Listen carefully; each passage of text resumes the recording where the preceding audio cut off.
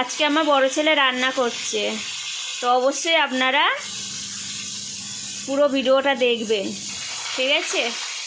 কী করছিস বাবা? কিছু না, বলে দাও কি রান্না করছো। মাছ আর ভাত। এই যে মাছ ভাজা করছে আর ভাত, এদিকে পেঁয়াজ কাটছে। পেঁয়াজ কাটা হয়ে গেছে, হ্যাঁ। এবার টমেটো কাটবে। দেখুন একাই রান্নাঘরে পরিষ্কার করে সব কিছু রেডি করছে, মা আর ভাইকে খাওয়াবে, তাই তো?